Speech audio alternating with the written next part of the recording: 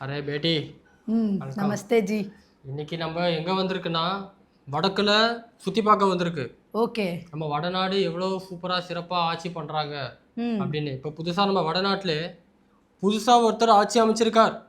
வடநாட்டிலையா? வடநாட்டிலே புதுசாக ஒருத்தர் ஆட்சி அமைச்சிருக்கார். ஓகே அவரோட சாதனைகள் தான் நம்ம பார்க்க போகிறோம். ஓகே அவர் ஓகே. பேர் ஜோசப் விஜய்.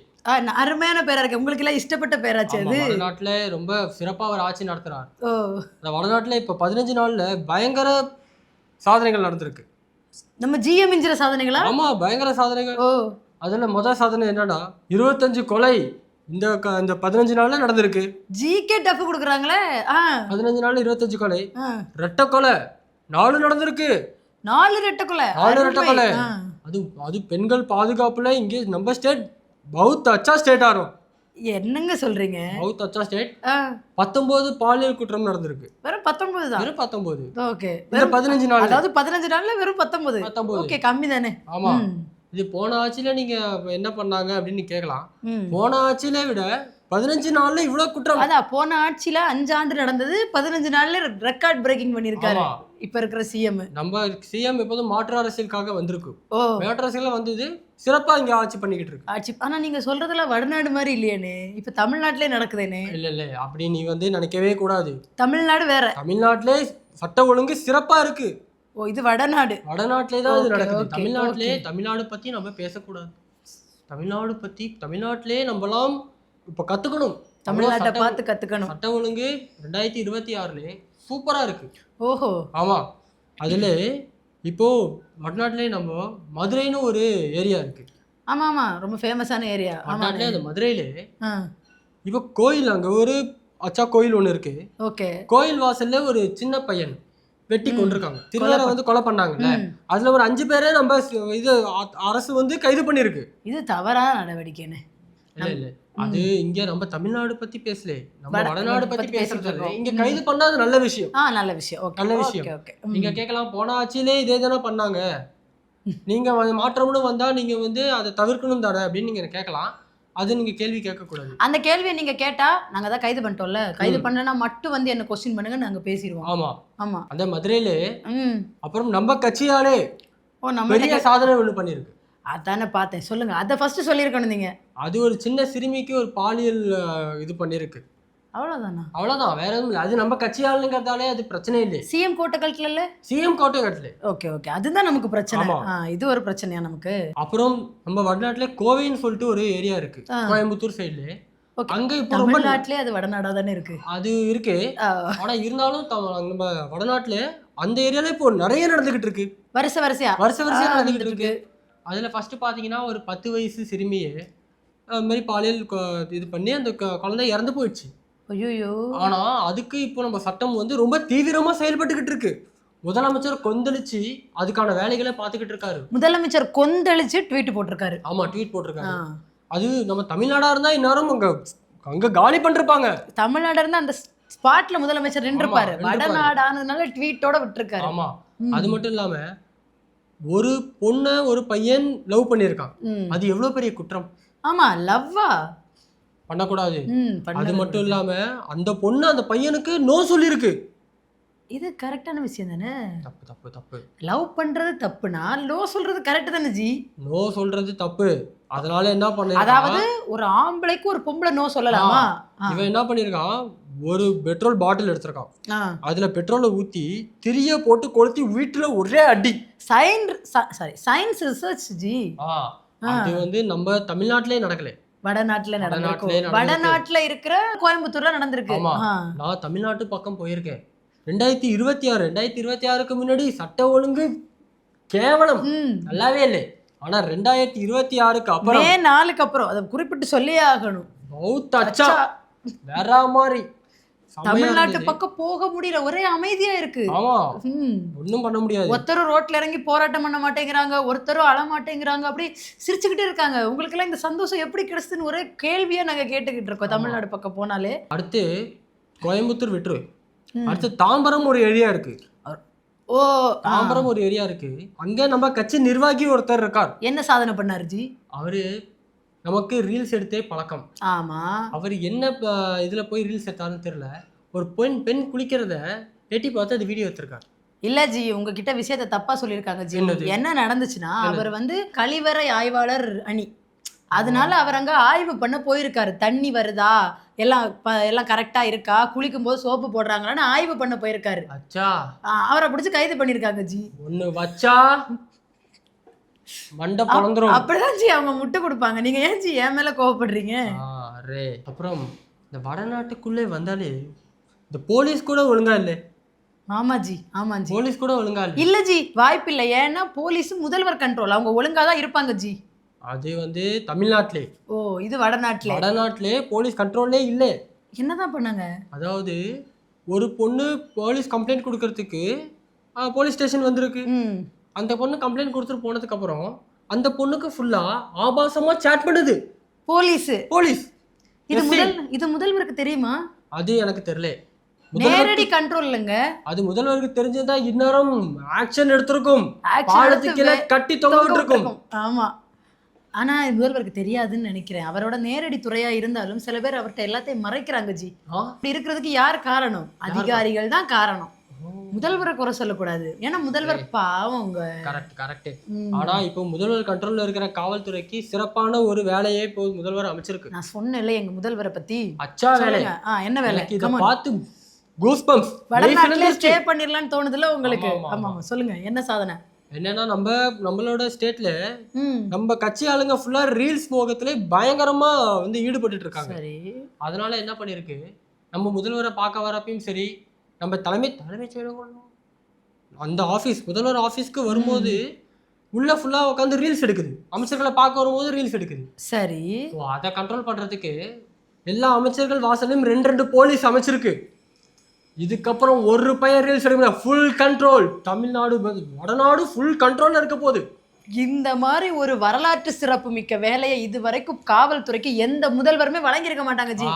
பாத்தியா, நமக்கு சட்ட ஒழுங்கு, ரீல்ஸ் ஒழுங்கு வேணும், பெண்கள் பாதுகாப்பு, ஆனா ரீல்ஸ் பாதுகாப்பு வேணும். போலீஸ்காரங்களுக்கு இந்த மாதிரி ஒரு துறையா எந்த முதல்வருமே யோசிச்சிருக்க மாட்டாங்களே.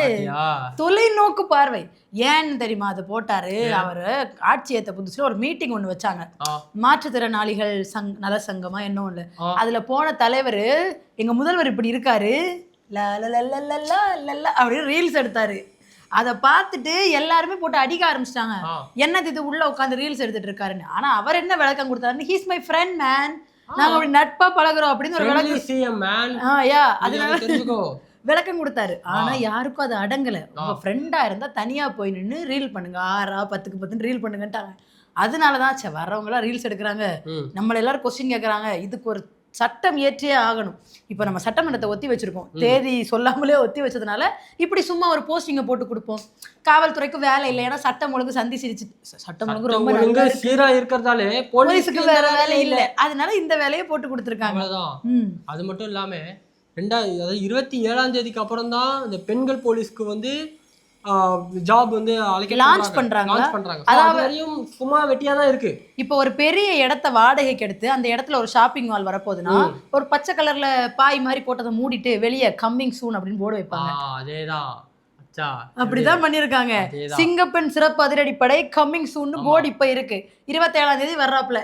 அதாவது சிங்கப்பெண் சிறப்பு அதிரடி மட்டும் ஸ்டிக்கர் ரெடி ஆயிடுச்சு. படை ரெடி ஆகல. அதனால படை ரெடி ஆயிடுச்சுன்னா நீங்க படபடன்னு இறக்கிறோம். அதாவது 27ஆம் தேதி வரைக்கும் பாலியல் வன்கொடுமை, கொலை, கொள்ளை, சிங்கப்பெண் சிறப்பு அதிரடிப்படை 27ஆம் தேதி வருது. அப்புறம் சிங்கப்பெண்ணுங்க ஓங்கி அடிச்சா 1.5 டன் வெயிட் போவாங்க. அவ்வளவுதான். அது மட்டும் இல்லாம அடுத்து பாரு, தமிழ்நாட்டிலே வடநாட்டிலே கரண்ட் அதிகமா போய்கிட்டு இருக்கு. அதிகமா யூ மீன் மின்வெட்டு ஏற்படுது அதிகமா போய்கிட்டு இருக்கு. Okay okay. சோ நீங்க எல்லாம் என்ன பண்ணுது, மக்கள்லாம் வந்து போராட்டத்துல இறங்கிடுச்சு.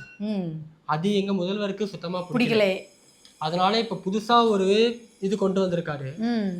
உனக்கு இங்க கரண்ட் கட் ஆனா உனக்கு என்ன இரிட்டேட் ஆகுது சொல்லு.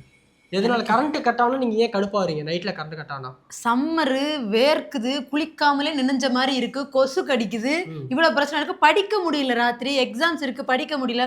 காலையில எழுப்பி வேலைக்கு வரணும், தூங்க முடியல. நீ வேலைக்கு போ, படிக்காம இரு, அது எனக்கு பிரச்சனை இல்லை.